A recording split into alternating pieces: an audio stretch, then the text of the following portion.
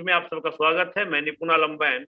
जैसा आप जानते हैं, डायलॉग मंच का हमारा जो मोटिव है, बेसिकली दो मोटिव, कि एक तो हम यूथ को मोटिवेशन दे सकें, और दूसरा, जो यूथ एक सही डायरेक्शन की तलाश कर रहे हैं, उनको हम एक सही डायरेक्शन दे सकें। आप जानते हैं कि हम इसमें गेस्ट को इन्वाइट करते हैं, और आज हमारे साथ हैं एक यूथ स्टार। अभी जो 2021 का रिजल्ट आया है सीजीपीएससी का, उसमें आपने 35वीं रैंक ली है, और हमारे साथ हैं पीताम्बर कुमार यादव जी। अगर हम यादव जी के बारे में बात करें, पीताम्बर जी के बारे में बात करें, तो पीताम्बर जी ने इलेक्ट्रॉनिक में इन्होंने इंजीनियरिंग की है, और उसके बाद 1 वर्ष इन्होंने वेदांता में जॉब किया, प्राइवेट सेक्टर में। उसके बाद इन्होंने छत्तीसगढ़ विद्युत विभाग के अंदर भी जॉब किया, लगभग 4 साल तक जॉब किया, और 2018 की पीएससी में आपका सिलेक्शन हुआ। वर्तमान में आप असिस्टेंट अकाउंट ऑफिसर हैं, और आप फाइनेंस डिपार्टमेंट में कार्यरत हैं। सर, जब आपका 2018 में सिलेक्शन हुआ, उस समय आपकी रैंक क्या थी सर? 2018 में जब मेरा सिलेक्शन हुआ था तो उस साल मेरी रैंक 30th रैंक थी, 30। उससे मैं as assistant account officer select हुआ था। उसके बाद फिर मैंने वहां पे अभी अभी लगातार मैं वहां पे कार्यरत हूँ। जी, 30 रैंक आपकी थी जी। तो अब की बार तो आपका 5 रैंक नीचे गिर गया, ऐसा लग रहा है। हाँ, हाँ, रैंक पीछे हुई है, लेकिन उस साल क्या था, उस साल नंबर ऑफ पोस्ट कम थे, पोस्टों की संख्या कम थी। तो 30 रैंक आने के बाद भी मुझे जैसे जो रैंकिंग थी उसमें डीएसपी का पोस्ट, अगर मैंने डाला तो नहीं था डीएसपी का पोस्ट, क्योंकि मुझे जाना नहीं था उसमें। डीएसपी की पोस्ट मिलती, लेकिन मैंने उसको नहीं डाल के असिस्टेंट अकाउंट ऑफिसर को डाला था, तो मुझे तब वो पोस्ट अलॉट हुई। लेकिन अभी नंबर ऑफ पोस्ट अधिक है, इसलिए 35 रैंक आने के बाद भी मुझे सीईओ की पोस्ट मिल रही है। चलिए, बहुत बहुत शुभकामनाएं। तो मैं पहले तो आपको शुभकामनाएं दूंगा डायलॉग मंच की ओर से, कि आपका उज्जवल भविष्य हो, और आपको हमारी ओर से इस चयन के लिए बहुत बहुत शुभकामनाएं। धन्यवाद, बहुत बहुत धन्यवाद। पीताम्बर जी, एक सामान्यतः हर अभ्यर्थी के मन में एक तो मैं जी यही प्रश्न आपसे करूंगा कि अक्सर सब लोग यही मानते हैं कि भाई ये जो परीक्षा है आईएएस पीसीएस जो है, बहुत ही टफ एग्जाम होता है, बड़ा मुश्किल परीक्षा होती है।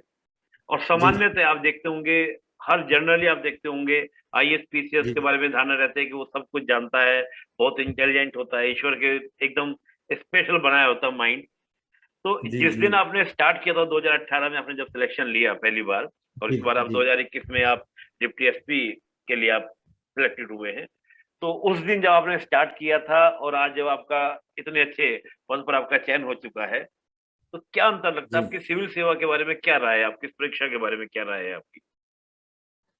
मेरे सिविल सर्विसेज की जो परीक्षा है, वो उसमें ज्ञान से ज्यादा महत्वपूर्ण आपका जो धैर्य, मतलब अगर आप इसे एक लाइन में कहेंगे तो ये एक प्रकार के संयोग और सहयोग की परीक्षा है। और ये सबसे ज्यादा आपकी धैर्य की परीक्षा लेती है, कि आप कैसे एक बहुत विस्तृत, जो बहुत वास्ट सिलेबस है, उसको तैयार करते हैं, और पूरी अपने जो ओवरऑल जो अपना नॉलेज है, और सबसे इंपॉर्टेंट जो आपका क्रिटिकल नॉलेज है, चीजों को एनालिसिस करने का जो आपका एटीट्यूड है, उसको आप बढ़ाकर अपने आप को केपेबल बनाते हैं सिविल सर्विसेज के लिए।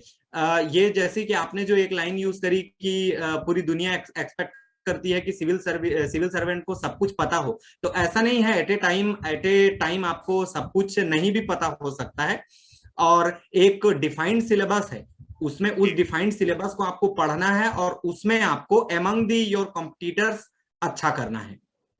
ओके, यानी कि आप कहते हैं कि धैर्य की एक परीक्षा है, और एक निश्चित सा बिल्कुल एक बिल्कुल। सिलेबस है जो काफी वाइड है, उसको आप अच्छे से जी कीजिए और धैर्य के साथ जी कर दीजिए, आपका चयन भी इसमें हो जाएगा। इट्स नॉट वेरी बिल्कुल बिल्कुल। पूरा देखा गया 2018 में आपका सिलेक्शन हुआ पीताम्बर जी, और मुझे जी लगता है जी कि 2016 वाली जो एग्जाम था वो आपने भरा होगा, तो आपका 2018 में आपका सिलेक्शन हुआ। जी जी जी बिल्कुल तो बिल्कुल वैसा ही। 16 में फॉर्म भरा, तो उससे पहले से आप प्रिपरेशन कर रहे होंगे, आई थिंक 2015 2014 से। जी, मैंने अपनी जो प्रिपरेशन है वो 2015 से सीरियसली स्टार्ट करी थी। ओके। 2015 से, चूंकि मैं जॉब में था, तो मुझे जॉब और प्रिपरेशन दोनों साथ में करनी होती थी, तो जो मार्जिन ऑफ टाइम है वो कम मिलता था। ओके। वहाँ मार्जिन ऑफ टाइम कम मिलता था पढ़ने के लिए। तो इस तरह से मैंने लगभग 2015 से जो 2017 का टाइम होता है, 2 साल लगभग प्री और मेंस, 2 डेढ़ साल लगभग प्री और मेंस बहुत अच्छे से पढ़ा था। तो उसी की बदौलत 2017 मई में मेंस हुआ था, और उसका रिजल्ट आया नवंबर में, और इंटरव्यू हुए, और दिसंबर में फाइनल सिलेक्शन हुआ था 2017 में। Okay okay. यानी कि तो ये आपने। आप कह सकते हैं कि शुरुआती तैयारी लगभग 1.5 साल की थी, जिसमें जॉब के साथ 1.5 साल की तैयारी थी। तो सिलेक्शन मिल गया। मुझे लगता है कि कोई अभ्यर्थी अगर सीरियसली बैठ करके एज ए स्टूडेंट पढ़े, तो उसके लिए साल भर बहुत काफी अच्छा टाइम है। यानी कि साल 1.5 साल बहुत बड़ा टाइम है। एक वर्ष अच्छे से तैयारी कर ले तो फिर कोई इश्यू नहीं होता, फिर इजीली हो बिल्कुल सकता है। बिल्कुल। हाँ बिल्कुल बिल्कुल। इतने लंबे समय तक प्रिपरेशन करने के दौरान कई बार पॉजिटिव नेगेटिव, क्योंकि हर मनुष्य हम सब हैं, तो इस प्रकार जी के जी विचार आते भी होंगे, कई बार लगता होगा क्या पता होगा या नहीं होगा। तो उसको जी कैसे जी। मैनेज किया आपने? पॉजिटिव नेगेटिव जो विचार आपके मन में उमड़ते थे, उनको आपने कैसे शांत किया या नहीं उठे? तैयारी के दौ नहीं, तैयारी के दौरान बिल्कुल मेरे मन में ये भाव नहीं था, चूंकि मैं ऑलरेडी किसी रोजगार में था। तो जैसे जो बच्चे बेरोजगार होते हैं, तो उनको सबसे ज्यादा आवश्यकता होती है कि हमको कोई सबसे पहले कोई रोजगार हो मिले। जाए। में जॉब तो था मेरे पास में, जी लेकिन अगर जैसे पर्सनली मेरी अगर आप बात करेंगे, निगेटिव थॉट्स तो आते थे। जी क्योंकि निगेटिव थॉट्स तो आते थे कि मैं तैयारी, मतलब मुझे ये लगता था कि मेरे को टाइम कम मिलता है, और बाकी जो और लोग हैं उनको पढ़ने को अधिक टाइम मिलता है। तो लेकिन वही चीज जो मेरा जॉब था, वही मेरे लिए मोटिवेशन भी बना। क्योंकि मुझे जॉब की तो दिक्कत नहीं थी, लेकिन मुझे ये था कि किसी भी तरीके से मुझे सबसे पहले तो मुझे सीजीपीएससी के किसी पोस्ट में जाना है, और as much as good post में जाना है। तो मेरा मोटिवेशन, जो मेरा पुराना जॉब था, वही मेरा मोटिवेशन था। मैं एक बात बड़ा इंटरेस्टिंग आपने यहाँ पे बात बताई, तो एक प्रश्न ये उठा, आप थोड़ा दिनचर्या बता सकते हैं अपनी, क्योंकि आपने ऑफिस भी मैनेज किया और फिर अपनी हाँ स्टडी भी की, और लगातार 2016 से आप पढ़ाई कर रहे हैं, तो 6 वर्ष हाँ तक एक एनर्जी को बनाए रखना और लगातार उसको हाँ मेंटेन रखना, दिनचर्या थोड़ा हाँ बताएंगे? हो सकता है मेरे हमारे जो व्यूअर्स हैं उनको एक्सपीरियंस को हाँ लाभ मिले, थोड़ा उस बारे हाँ में हाँ बताएंगे तो अच्छा रहेगा। हाँ। मैं सीएससीबी में था, तो वहां मेरी शिफ्ट में ड्यूटी हुआ करती थी, 3 शिफ्ट में।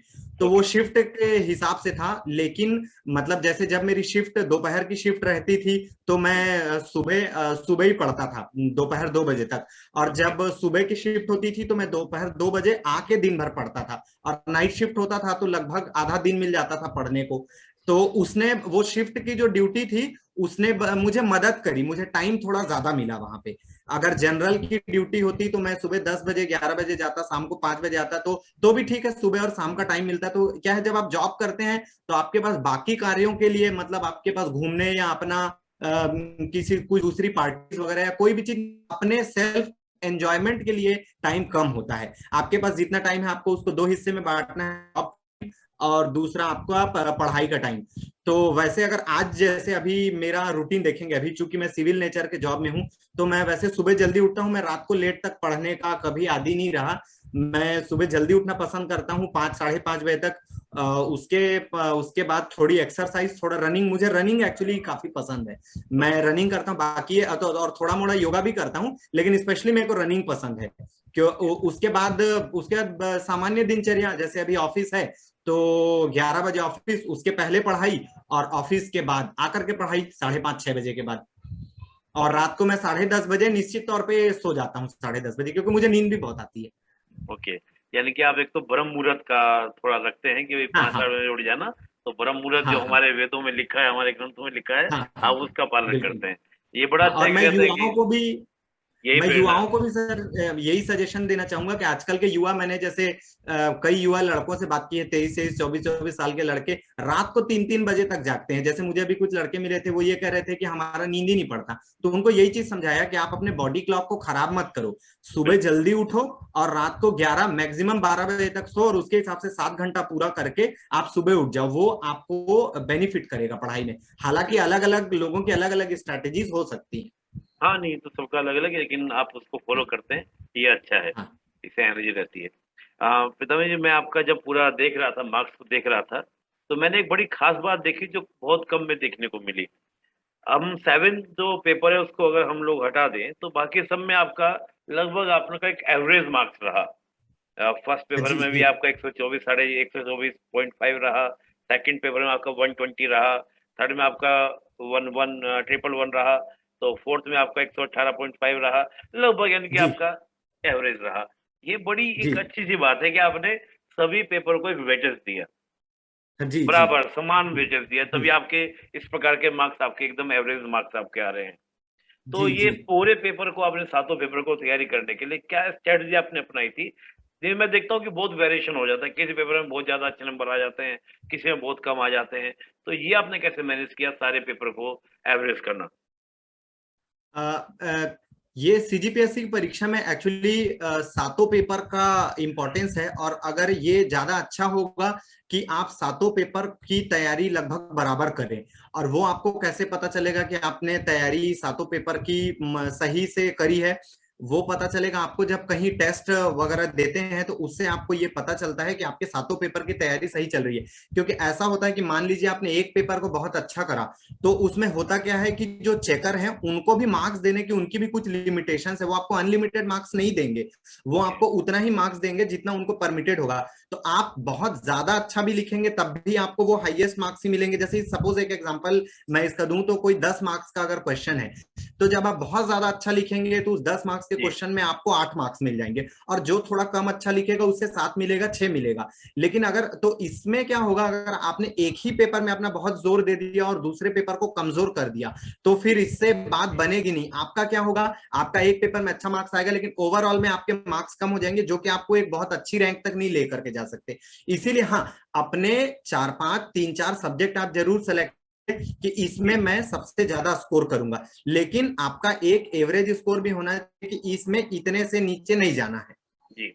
जैसे कि आप मेरे मार्क्स में ही देख पाए, मैंने जो 7th पेपर है उसका मेरे एनालिसिस के हिसाब से 7th पेपर में मुझे लगभग 105 मार्क्स मैंने एक्सपेक्ट किए थे, लेकिन उससे ओके। 10 नंबर कम आए हैं मेरे। और जी। बाकी सारे जो पेपर्स हैं उसमें ऐसे में मेरे लगभग 5 मार्क्स कम आए हैं, जो मैंने एक्सपेक्ट किया था 5-7 मार्क्स।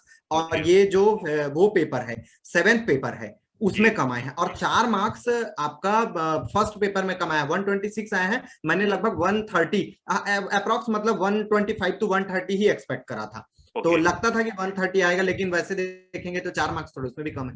हाँ, अगर मैं देख रहा हूँ कि जो हमारे 10th रैंकर हैं, उनका 932 स्कोर है टोटल, 932, हाँ हाँ और हाँ। आपका 908 बैठ रहा है। तो मुझे लगता है न, कि न, अगर न, हाँ हाँ, 908 आपका बैठ रहा है, हाँ हाँ तो अगर हाँ आपको इंटरव्यू में कुछ मार्क्स मिल ही जाते, 10-12 एक्स्ट्रा मिल जाते, यानी कि 100 हाँ प्लस हो जाते, और जैसा आप बैठा हाँ था, तो हाँ आप, मेरे को लगता है 10th में आप आ जाते। हाँ हाँ हाँ एक कसक तो हाँ। रहती है। अब एक हाँ, कसक कह तो। सकते हैं।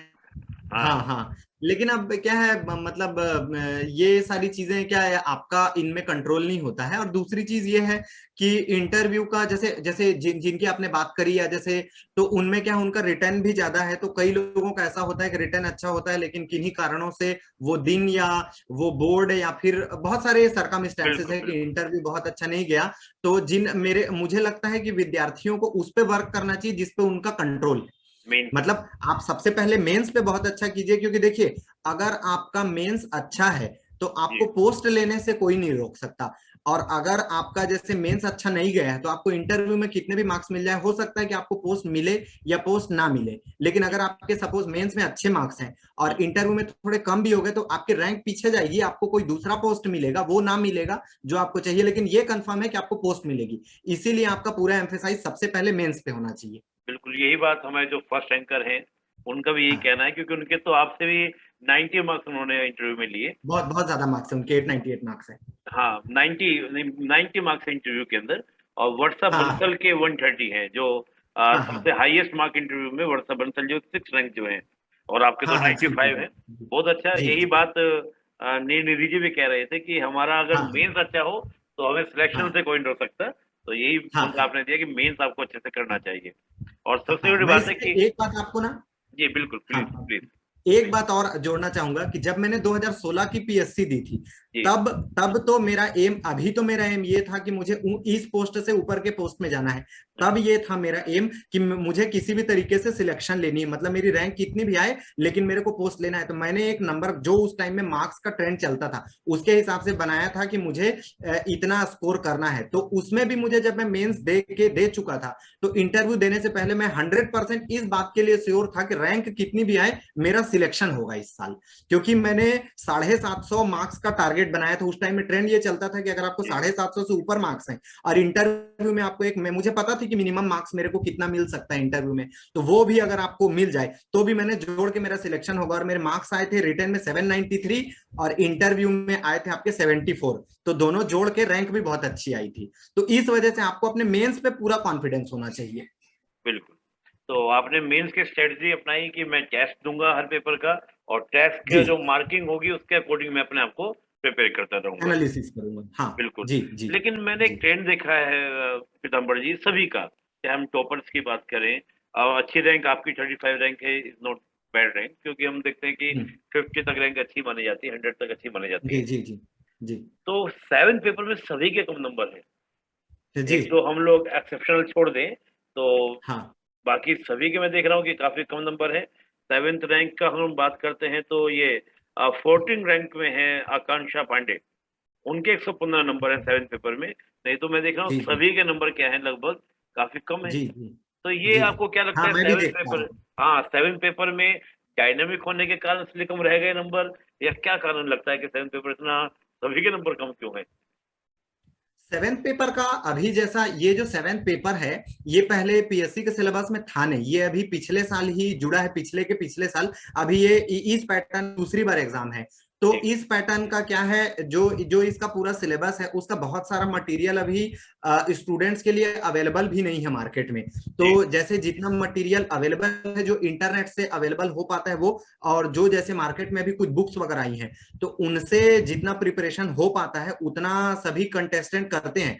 तो मुझे यही लगता है। और जो पेपर सेट होता है, वो पेपर मेरे ख्याल में जो सेटर है उसकी नॉलेज तो हमसे बहुत ज्यादा है, तो वो अपने अकॉर्डिंग पेपर सेट करते हैं। तो इस वजह से मुझे लगता है कि अभी लोगों के मार्क्स कम आ रहे हैं। लेकिन over the period of time, अभी जैसे इस साल का पेपर हुआ, तो अगले साल आप, मुझे लगता है कि इसमें देखिएगा और मार्क्स आएंगे, ओके, नहीं लोगों के और understood। मार्क्स आएंगे इसमें। बिल्कुल। मटेरियल जब अवेलेबल होगा और लोग इस पेपर को थोड़ा पढ़ना भी सीख जाएंगे कि किस तरीके से पढ़ना है। अभी जैसे एक्ट्स वगैरह कुछ आते हैं, तो जी बहुत सारे जो एक्ट होते हैं वो सीधे सीधे एक्ट आ जाते हैं। तो उसमें तो क्या है, आप सीधे एक्ट लिखिए, अदरवाइज उस क्वेश्चन को आपको छोड़ना है, आप उसका कुछ एनालिसिस या कुछ दूसरा आंसर नहीं लिख सकते हैं। तो ये कुछ कारण है जिनकी वजह से इस पेपर में थोड़ा कम मार्क्स आ रहा है। हाँ, मैं एक चीज और देख रहा था ट्रेंड, जैसे मैं अभी देख रहा था 341 रैंक जिनका है, अभिजीत सिंह, उनका 119.5, यानी कि अप्रोक्स 120 नंबर मिला है उनको 7 पेपर के अंदर, जी 341 नंबर पर जो रैंक जिनका है। तो जी मुझे जी भी लग रहा है कि कहीं ऐसा तो नहीं है कि कुछ स्टूडेंट जो डायनेमिक है उस पर ज्यादा फोकस कर दिए, जो स्टैटिक पोर्शन है उस पर ज्यादा फोकस नहीं किया, उसको थोड़ा सा डिनाई कर दिए, तो हम इस प्रकार का वेरिएशन देख रहे हैं। तो मैं ये मानता हूँ, आपकी क्या स्ट्रेटजी कि भाई हम लोग एक जो स्टैटिक पोर्शन है उस पर ज्यादा फोकस करना चाहिए या डायनेमिक पे ज्यादा फोकस करना चाहिए? स्टैटिक आपका जो ओवरऑल जो सिलेबस है उसमें बहुत सारा, जो बहुत एक बड़ा जो चंक है वो इस स्टैटिक पोर्शन का है। तो आपको स्टैटिक पोर्शन पे तो फोकस करना पड़ेगा, लेकिन उसके इक्वल फोकस डायनेमिक पे भी देना पड़ेगा, क्योंकि डायनेमिक जो पोर्शन है, जो करंट अफेयर्स और जो पूरा डायनेमिक है, वो आपको वर्क करता है अच्छा आंसर लिखने में बाकी के 6 पेपर में। और 7वां जो पेपर है उसमें तो काफी कुछ जो आपका डायनेमिक और जो करंट इश्यूज हैं और जो नॉलेज आपको इंटरनेट से मिलती है, तो वो बहुत ज्यादा काम आता है। तो इसलिए अभी आप, ऐसा नहीं है कि आप स्टैटिक पे ही करोगे, स्टैटिक पे आप करोगे कि आप एक एवरेज मार्क्स ले आओगे। लेकिन अभी जो जिस प्रकार का कंपटीशन है, तो उसमें बच्चे डायनेमिक में भी, डायनेमिक जो अपनी नॉलेज है उसको भी बहुत अच्छा करते हैं, और उसकी वजह से करंट और इन सब चीजों का जो है वो एक बहुत अच्छा मिक्सचर अपने आंसर में लेकर के आते हैं। तो आपको स्टैटिक और डायनेमिक दोनों को लेकर चलना होगा। हाँ, लेकिन स्टैटिक का वेटेज थोड़ा ज्यादा होगा। चलिए, बड़ा अच्छा आपने बताया कि आपको दोनों को लेकर चलना पड़ेगा, लेकिन स्टैटिक पे फोकस ज्यादा करना है, क्योंकि सिलेक्शन 6 पेपर से मैटर करता है, उसमें मायने हाँ करता है। हाँ चलिए, बहुत हाँ अच्छा है। पीताम्बर जी, थोड़ा सा हम लेके एक स्टेप बाय स्टेप ले लेते हैं। प्री, हाँ मेंस और इंटरव्यू, तीनों के हाँ बारे हाँ में आप क्या बोलेंगे कि प्री की तैयारी, जो फ्रेशर हैं जो अभी स्टार्ट कर रहे हैं अपनी पढ़ाई को, उनके लिए आप प्री के लिए क्या सजेशन देंगे कि प्री में आप ऐसे तैयारी करेंगे तो आपका प्री क्वालिफाई हो जाएगा? सबसे पहले तो जो फ्रेशर कैंडिडेट हैं, हम्म। इनको अगर पीएससी में जो अपकमिंग जो मेंस आ रहा है उसमें अगर उनको ये है कि मेरे को इंटरव्यू तक पहुंचना है और सिलेक्शन लेना है, तो उनको सबसे पहले ये जो मेंटालिटी है, छत्तीसगढ़ में एक मेंटालिटी है कि पहले प्री को तैयार करते हैं उसके बाद मेंस को तैयार करेंगे, जबकि यूपीएससी वालों को ये मेंटालिटी नहीं है, वो पहले मेंस तैयार करते हैं उसके बाद प्री तैयार करते हैं। तो उस जो मेंटालिटी है कि पहले प्री करूंगा बाद में मेंस करूंगा, उससे निकलना बहुत जरूरी है। सबसे पहले आप मेंस को तैयार कीजिए और देखिए कि सबसे पहले आप मेंस को तैयार कीजिए, और वो पोर्शन जो मेंस और प्री में कॉमन है उनको आप सबसे पहले मेंस के लिहाज से तैयार कीजिए, क्योंकि अगर आप मेंस के लिहाज से बहुत अच्छे तरीके से उनको तैयार करेंगे, अपने नोट्स बनाएंगे जिसमें कि प्री के जो छोटे पॉइंट्स होते हैं वो भी शामिल हो, क्योंकि जैसे जो मेंस का एक 8 नंबर का क्वेश्चन होता है, वो प्री का अपने आप में 4 क्वेश्चन होता है, प्री का अपने आप में 4 ऑब्जेक्टिव क्वेश्चन के बराबर उसका वेटेज होता है, उससे आप 4 क्वेश्चन निकाल सकते हैं। तो बेटर है कि आप पूरे सिलेबस को पढ़ें। हाँ, उसके बाद जब आपका मेंस 2-4 महीने है, 2-3 महीने, जैसे जब आपका प्री जब 2-3 महीने है, तब आप ऑब्जेक्टिव पे प्रैक्टिस कीजिए। और यदि आप जैसे तैयारी कर रहे हैं और उस दौरान अगर आपने कहीं टेस्ट सीरीज ज्वाइन की है तो बहुत अच्छा है, आप पढ़िए पूरे सिलेबस को, मेंस के अकॉर्डिंग अपने नोट्स बनाइए और रिवीजन कीजिए और उसके अकॉर्डिंग प्री का टेस्ट दीजिए, ऑब्जेक्टिव टेस्ट दीजिए। तो क्या है, ऑब्जेक्टिव की भी अपनी एक स्ट्रैटेजी होती है कि कई बार क्या होता है, आप आंसर आपको क्लियर पता नहीं होता, लेकिन एलिमिनेशन से आप निकाल सकते हैं, मतलब कि 3 को हटा दिया, हाँ ये आंसर हो सकता है, जो एक गट फीलिंग होती है उससे पता चलता है। ओके, तो आपका 2 बातें मुझे बड़ा जो मैं समझ पाया, बहुत अच्छे समझ पाया और मुझे सभी समझे होंगे। पहला, टेस्ट आपको देना है और सेकंड, प्री मेंस की तैयारी आप अलग-अलग नहीं, जो कॉमन सब्जेक्ट हैं, उनको आप साथ में तैयारी पहले से ही करें, जिससे आपका प्री जी मेंस दोनों बिल्कुल। तैयार हो जाएँगे। बड़ा आपने हाँ प्री का बताया। मेंस के लिए आप क्या बोलेंगे? जैसे टेस्ट सीरीज़ प्री के लिए हो गए, 2 पॉइंट हमने निकाले।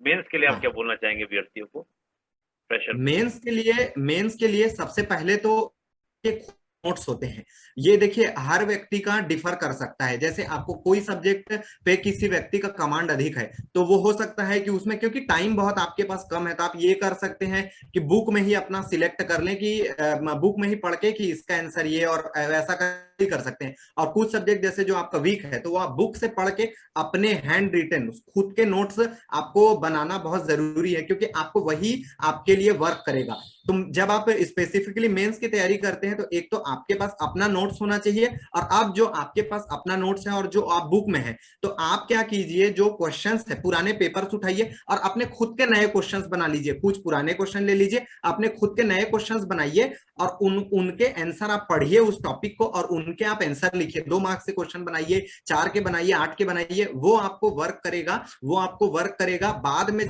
रिवीजन करना होगा तो आपके पास बने बनाए क्वेश्चंस होंगे। अब आप में आपका अगर उनमें से कोई क्वेश्चन एग्जाम में आ जाता है, तो फिर वो आपके लिए बहुत अच्छा है, आपको तो बने बनाए क्वेश्चन से आपने उसके आंसर बनाया भी हुआ है, रिवाइज भी किया, और वो आ जाएगा। और बाकी तो जो आप पूरी तैयारी करेंगे उससे 2 फायदे होंगे आपको, एक तो आपके क्वेश्चन रेडी होंगे, और दूसरा आपको फायदा होगा कि आपके पास में आपके राइटिंग की प्रैक्टिस होगी। आपको मेंस की तैयारी के दौरान अपनी राइटिंग की स्पीड बहुत अच्छी रखना बहुत आवश्यक है, क्योंकि सीजीपीएससी के पेपर में लिखना बहुत होता है, तो आपको राइटिंग की एक अच्छी स्पीड होना बहुत जरूरी है। अदरवाइज आपका क्या होगा, अटेम्प्ट्स आप पूरे क्वेश्चंस अटेम्प्ट नहीं कर पाएंगे, छूट हाँ, जाएंगे आपके क्वेश्चन, तो आप बिल्कुल, सीधे कंपटीशन से बाहर हो गए। बिल्कुल, बिल्कुल, बिल्कुल। 2 बातें बड़ी अच्छी आपने इसमें बताई कि एक तो अपने हैंड रिटन नोट्स बनाइए और 2 बिल्कुल। मार्क्स का है, 4 मार्क्स का है, 1 मार्क्स का है, उनको बनाइए, लिखिए कि मैं अगर 2 मार्क्स में आएगा तो ऐसे लिखूंगा, 4 मार्क्स में ऐसे लिखूंगा, तो इससे आपकी एक राइटिंग प्रैक्टिस भी पूरी हो जाएगी प्रॉपर, और आप अच्छे से क्या होगा, आप लिख भी पाएंगे। तो आपने तो मेरे ख्याल से स्ट्रेटेजी रखी होगी, पेपर पूरा करके आना है, कोई क्वेश्चन छोड़ना नहीं है। हाँ तो हाँ छूटा भी कोई, बिल्कुल। छूटा नहीं था? कोई ये वही जो 7th पेपर में जैसे था, जिसमें जी, डायरेक्टली कुछ एक्ट पूछ दिया कि ये एक्ट हम्म, बताइए, तो उसमें अब आपके पास कोई मार्जिन नहीं सीआरपी, है, अगर आपको पता है तो लिखिए और नहीं पता है तो आप उस क्वेश्चन, तो वैसे क्वेश्चंस छूटे थे। बाकी के जो 6 पेपर थे उनमें नहीं छूटा था कुछ। साइंस के पेपर में आई थिंक, साइंस के पेपर में 2-4 क्वेश्चन कुछ ऐसे आ गए थे जो मुझे सीधे नहीं पता थे कि वो क्या है, तो वैसे दो नंबर वाले क्वेश्चन थे आई थिंक, तो वैसा कुछ छूटा था। बाकी तो पूरा ये था कि 100% पेपर सॉल्व करना है। जी, जी। और पितामह जी, हम लोग बात करें इंटरव्यू के बारे में, इंटरव्यू की तैयारी से मॉक दिया या खुद ही प्रिपेयर होके या फ्रेंड्स के सामने, कैसे आपने प्रैक्टिस किया, मॉक इंटरव्यू किया या सीधे पहुंच गए कि चलो भाई इंटरव्यू देते हैं? नहीं, आप सबसे पहले जो कैंडिडेट्स हैं उनको एक चीज, मेरी एक लाइन उनको याद रखनी चाहिए कि जी, आपको इंटरव्यू में या कहीं पे भी जहां पे आपकी परीक्षा है, किसी भी जी, प्रकार की परीक्षा और इंटरव्यू में, आपको कॉन्फिडेंस तभी आएगा जब आपने तैयारी की है। भले ही आप 2 लाइन का भाषण देने जाएं या फिर एक पूरा पेपर लिखने जाएं, अगर आप बिना तैयारी के गए हैं तो आपको वो कॉन्फिडेंस नहीं आएगा जो उस बंदे को आएगा जिसने तैयारी करी है।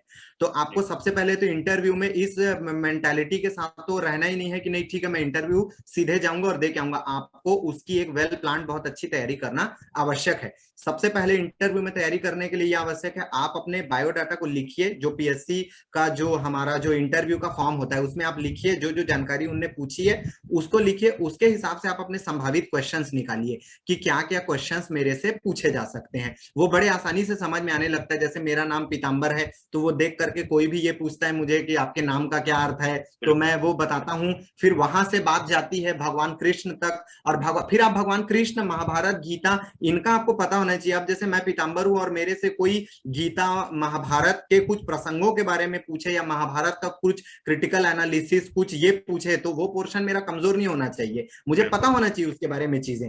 तो आपको अपना बायोडेटा को तैयार करना है सबसे पहले। अगर आप किसी सर्विस में हैं तो आपको जो आपने सर्विस जो आप कर रहे हैं उसके बारे में जानकारी होना चाहिए कि आप क्या काम करते हैं, आपके डिपार्टमेंट की पूरी हायरार्की क्या है, उनके बड़े ऑफिसर्स क्या क्या होते हैं, आपका डिपार्टमेंट का काम क्या है, एंड ऑल दैट। उसके अलावा जैसे अगर आप सपोज जॉब में नहीं है, आप फ्रेशर्स कैंडिडेट हैं, जैसे कि पीएससी में आजकल बहुत सारे कैंडिडेट फ्रेशर हैं, तो आपको आपने जिस चीज से अपनी डिग्री करी है, 2 चीजें, जी, एक तो आपने जो डिग्री करी है और जैसे जी डिग्री करी है वो बहुत इंपॉर्टेंट है, और अगर आपकी जैसी कोई हॉबी है, इन 2 चीजों को आप बहुत अच्छा, इंपॉर्टेंटली बहुत उन पे बहुत एम्फेसाइज करके उनको तैयार करना चाहिए। और जो आपका छत्तीसगढ़ का जीएस है बेसिक, इंडिया का जीएस है जो बेसिक, और जो इंटरनेशनल रिलेशंस में जो चीजें चल रही हैं वो करेक्ट, आपको एक आइडिया होना चाहिए कि क्या चल रहा है, और उस पर आपका खुद का एक व्यू होना चाहिए बिल्कुल, चीजों को लेकर के। जैसे क्रिटिकल एनालिसिस होता है कि इंटरव्यूअर जो है वो पूछता है कि सो एंड सो चल रहा है, तो आपको क्या लगता है इसमें है, तो आपका अपना एक बैलेंस्ड व्यू होना चाहिए। आपको कभी भी किसी चीजों को लेकर के एक वन साइडेड व्यू नहीं रखना है। वो आपका पर्सनल व्यू है, वो लेकिन एक प्रशासनिक अधिकारी का वो व्यू नहीं होता। एक प्रशासनिक अधिकारी का व्यू हमेशा बैलेंस्ड होता है क्योंकि उसको सारे एस्पेक्ट्स को कवर करके चलना है। बिल्कुल। मैं ये समझा हूँ पीताम्बर जी, आपने बड़ा अच्छा बोला। एक तो आपने कहा कि अपने डेप्थ जो आपका है, जो आपने अपना बायोडाटा दिया, भई आपका हाँ, पूरा जो भी है उसको बहुत अच्छे से आप तैयार करें। और वो तो सिंपल सी बात है कि एकदम ओपन एग्ज़ाम है, आपको पता है प्रश्न हाँ, कहाँ से पूछे जाने हैं, तो वो तो आपका अच्छे हाँ, तैयार होना चाहिए। और समसामयिक के विषय और प्रैक्टिस ज़रूर होनी चाहिए। बिल्कुल सही बात है, प्रैक्टिस करने से हमारा कॉन्फिडेंस निकलता है, हमारी मिस्टेक्स दूर होती हैं और हम अच्छे से देकर आते हैं। तो प्री मेंस इंटरव्यू कि आपने बड़ा अच्छे से और बहुत ही कम शब्दों में सब कुछ बताया, तो मुझे लगता है निश्चित रूप से ये अभ्यर्थियों को काफ़ी इससे लाभ होगा। मैं पीताम्बर जी आपसे लास्ट प्रश्न करूँगा, ज़्यादा आपको नहीं पूछूँगा। नहीं नहीं, बिल्कुल नहीं। काफ़ी समय आपका ले लिया। आपने जो बिल्कुल। पूरा प्रिपरेशन किया, उस प्रिपरेशन में आप अपनी लेबर तो है ही इसमें नो डाउट, और भी किसी को आप इसमें जोड़ना चाहेंगे इस सफलता में, अपने अलावा? हाँ। मेरी जो पूरी सफलता है उसमें मेरी वाइफ का बहुत बड़ा कंट्रीब्यूशन रहा है। जी, मेरी वाइफ ने मुझे मॉरली भी बहुत सपोर्ट किया, मेंटली भी सपोर्ट किया, और उन्होंने चूंकि मेरी वाइफ भी मेरे साथ में तैयारी कर रही थी, अनफॉर्चुनेटली उन्होंने इस साल तो नहीं दिया, तो वो भी तैयारी कर रही थी मेरी वाइफ, तो उनके तरफ से मुझे पढ़ने में, रिवीजन करने में और बहुत ज्यादा सपोर्ट मिला। तो मैं अपना ये जो सफलता है इसका एक बहुत बड़ा बहुत क्रेडिट देना चाहूंगा अपनी वाइफ को, और साथ में पेरेंट्स का आशीर्वाद तो है ही, आप उनके बगैर कोई बड़ा टारगेट हासिल नहीं कर सकते। जी, और जो भी मेरे मार्गदर्शक हैं, जो मेरे गुरु हैं, उनके उनके ज्ञान के बगैर, गुरु के बगैर तो वैसे भी शिष्य पूरी तरह से अधूरा है। तो जो मेरे गुरु हैं जिनको कि मैं फॉलो करता हूँ, उनका जी, बहुत बड़ा योगदान है मुझे मोटिवेशन देने में भी और मुझे ज्ञान देने में भी। जी। मैं पहले तो डायलॉग मंच की ओर से शुभकामनाएँ दूँगा कि अगली बार जब आपकी जो जीवन संगिनी है, उनका भी चयन हो और हम डायलॉग मंच पे उनको भी इनवाइट करके उनका भी हम साक्षात्कार करें। तो पहले तो उनके जी लिए बहुत बिल्कुल। शुभकामनाएँ। बस लास्ट एक मैसेज चाहूँगा कि आप फ्रेशर को क्या मैसेज देना चाहेंगे अपनी ओर से? जो युवा हैं, मैं उनसे यही कहना चाहूंगा कि युवाओं के अंदर में जो सबसे युवाओं के अंदर में ऊर्जा बहुत ज्यादा होती है। तो जी आप अपनी उस ऊर्जा को एक सकारात्मक डायरेक्शन में लगाइए। और अगर आप जैसे इस परीक्षा की तैयारी करने आ रहे हैं तो पूरे मन से आइए, और जो जितने भी प्रकार के डिस्ट्रैक्शंस हैं उन डिस्ट्रैक्शन को छोड़ दीजिए। मैं जैसे अपने पर्सनली अपने बारे में बताऊं तो मैं अपने फेसबुक अकाउंट को अभी 6-7 महीने के बाद खोल करके देखा हूं। अभी फेसबुक अकाउंट मैं जनरली चलाता नहीं हूं, मैं इंस्टाग्राम पे भी नहीं हूं। और जी क्योंकि मैं फेसबुक अकाउंट जरूर बना के रखा हुआ है क्योंकि फ्रेंड्स वगैरह कनेक्ट होते हैं। तो युवाओं से मैं यही कहना चाहूंगा कि आप अपने आप को डिस्ट्रैक्ट होने मत दीजिए, अपने जी टारगेट पे स्टक रहिए। और अपनी तैयारी के लिए ऑनलाइन और सोशल मीडिया दोनों का भरपूर इस्तेमाल कीजिए।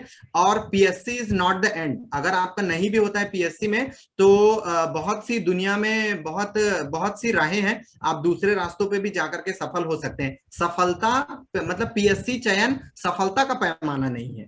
जो जी जिसका पीएससी में सफल नहीं हुआ तो आप ये नहीं कह सकते कि वो असफल है। जी नहीं पीएससी मैं इज नॉट द क्राइटेरिया। जी जी बहुत अच्छे। मुझे लगता है काफी ज्यादा लाभ रहेगा इस इंटरव्यू से। बहुत ही बेसिक सी बातें आपने बताई। मुझे जी निश्चित रूप से लगता है कि जो एस्पिरेंट्स हैं, युवा हैं, उनको सही डायरेक्शन भी मिलेगा। और डेफिनेटली आपके जीवन का जो पूरा एक कहानी रही, उससे बिल्कुल एक मोटिवेशन भी मिलेगा। तो बहुत बहुत बिल्कुल। आभार आपका डायलॉग मंच पे आपको समय देने के लिए। और दूसरा, आपके उज्जवल भविष्य के लिए हमारी ओर से बहुत बहुत शुभकामनाएं पिता मैं प्रति आपको। बहुत बहुत